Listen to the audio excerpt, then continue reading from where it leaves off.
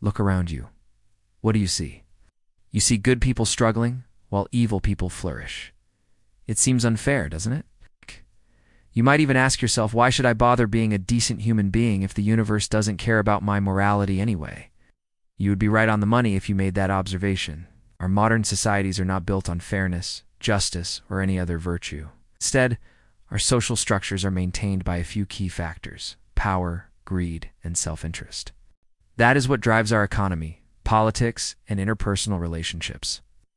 So, if the world is such a brutal place, how do we succeed in it? Should we ditch our values and morals and just start stabbing people in the back to climb to the top? Are we destined to live in a world where the bad guys always win? And why do good people suffer while evil people thrive? We will answer all these questions today. But first, let us look at some quotes from Nietzsche's Twilight of the Idols that will change your perspective forever. Number 1. This is the first quote from Nietzsche's book, Twilight of the Idols, which gives us some insight into how he viewed power and strength. The whole of morality is a huge confusion, which the strong have made for the weak. At first glance, this statement appears rather controversial, doesn't it? Nietzsche is saying that morality is just a tool that the weak use to control the strong. But before you dismiss his idea as absurd, consider the many times when your own moral code has been used against you. Think of the manipulative tactics employed by guilt-tripping individuals who make you feel terrible for doing something for yourself. Or consider the societal norms that restrict your actions and prevent you from pursuing your own desires. Morality, in its essence, is a force that seeks to limit and define behavior. But who really benefits from such limitations? It is the weak who weaponize morality to maintain control and prevent others from challenging their authority. Now, number 2, the man of knowledge is more modest in his demands than the man of action. For what is required of the man of knowledge is only that he should know more, but of the man of action that he should do more. Nietzsche believed that the person who understands the world better has less reason to boast or demand admiration than the one who acts and changes things. The person who claims to be a leader but spends all their time talking instead of taking action. They might be well-read and knowledgeable, but they lack substance and results. On the other hand, the person who understands their own limitations and focuses on practical achievements is more worthy of respect. Knowledge alone is not enough. It must be put into practice and lead to tangible outcomes. Now, number 3. A people that does not want to be free deserves to be ruled by a stronger people. This quote touches upon a critical aspect of Nietzsche's philosophy. It's a concept of self-mastery and personal responsibility. Nietzsche believed that true freedom could only be achieved by those who had mastered themselves. A person who remains trapped in base desires and lacks self-control cannot claim to be truly free. Freedom, according to Nietzsche, is not merely the absence of external constraints, but also the inner resolve to pursue one's goals fearlessly and responsibly. Only those who have conquered their own weaknesses and limitations are capable of seizing and maintaining freedom in a meaningful way. Nietzsche emphasizes that each individual is ultimately responsible for the state of their own existence, and it is through self-mastery and personal responsibility that one can truly attain freedom. He challenged his readers to confront their weaknesses and strive for self-improvement, recognizing that this journey is an essential step towards achieving greater freedom in all aspects of life. And number 4, he who can speak on no other topics knows only one kind of discourse: the language of constraint. This quote from Nietzsche suggests that someone who limits their communication to a single viewpoint or a topic is likely doing so out of fear or a lack of understanding. Such a person clings tightly to their narrow perspective, unwilling to explore alternative viewpoints or engage with those who hold different beliefs. This tendency to dogmatically adhere to one perspective is indicative of a limited mindset, a failure to recognize the complexity and multifaceted nature of the world. According to Nietzsche, true understanding comes not from clinging to a single viewpoint, but from embracing the richness and diversity of perspectives that exist. By refusing to engage with alternative viewpoints, one becomes trapped in a cage of their own making, hindering their own intellectual growth and understanding. You might think this sounds pretty evil, but Nietzsche was not advocating for chaos and immorality. His ideas challenge us to consider a different lens through which to view the world. We can learn how to become powerful, influential people ourselves, without being cruel or exploitative. First, let's look at how Nietzsche challenges conventional morality. 1. Conventional morality often holds people back. Being constantly concerned with being judged or held accountable can prevent individuals from fully realizing their potential. This concern for others, while seemingly admirable, can turn into a weakness when it leads to self-restraint and inaction.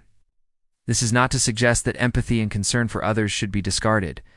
Rather, it's about recognizing that such qualities, while valuable, shouldn't hinder us from pursuing our own growth and success. To truly thrive, we need to find a balance between looking after ourselves and considering the needs of others. 2. Power operates beyond good and evil.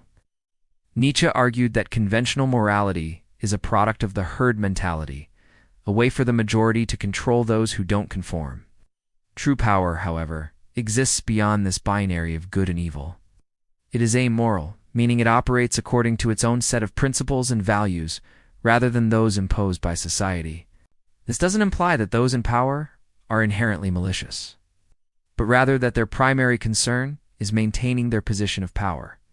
Consequently, they will act based on what benefits them, regardless of whether it aligns with conventional notions of good or evil. 3. Our intuition is unreliable. Our gut feelings and intuitions are often nothing more than a manifestation of our subconscious biases and societal conditioning. Nietzsche challenges us to question these instincts, especially when they conflict with our rational judgment. By examining our intuitions closely, we can better understand the underlying motivations and values that drive them. This process of self-reflection and critical examination allows us to navigate the complexities of life more effectively and make decisions that align with our true interests rather than those dictated by ingrained biases. Finally, accepting uncertainty is crucial. Nietzsche recognized that many of our anxieties and fears stem from our desire for certainty and control.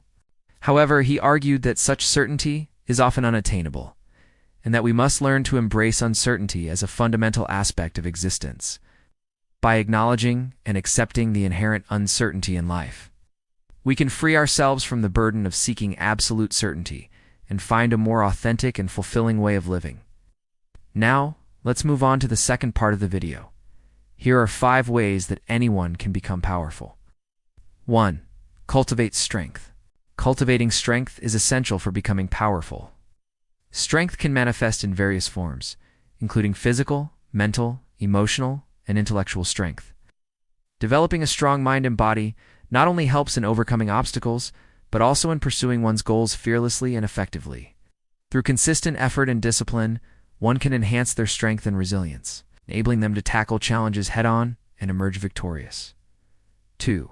Develop a competitive spirit. Having a competitive spirit involves embracing challenges and striving to excel in various pursuits. It's about setting high standards for oneself and relentlessly pursuing excellence.